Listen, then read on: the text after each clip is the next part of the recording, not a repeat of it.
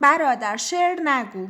در زمان شاه قرنیه فروشی مد نبود. پول ایرانی شبیه فضله هدهد نبود. کس برای خانه در ایران نمیزد عربده. صف نمیبستیم بهر مرغ سرد و یخزده. دانش آموزی که شیری هم ندادی بهرشان، موز و پسته پخش میشد در کلاس درسش. برادر شعر نگو. در زمان شاه کارگرای معترض به فقر رو به گلوله بستن.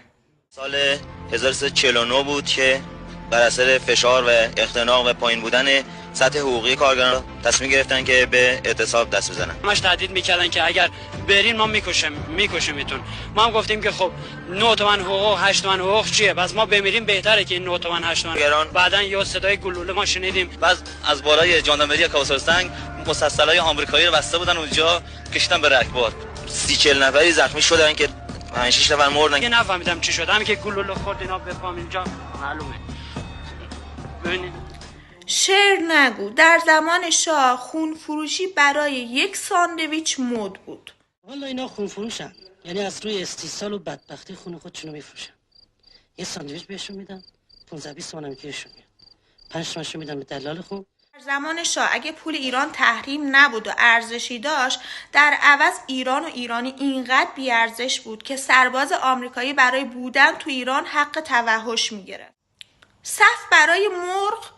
اون زمان مردم آب و نون نداشتن. شاه اینقدر نامه نوشتن که آب به مردم بده، هیچی اصلا ایمان اینجا بدبخت کردن خودشون.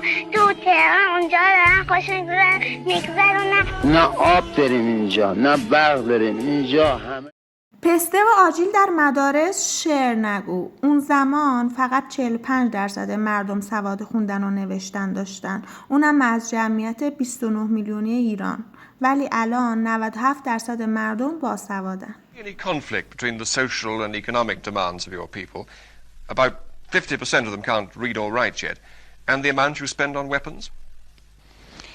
No, because we couldn't spend more either on illiteracy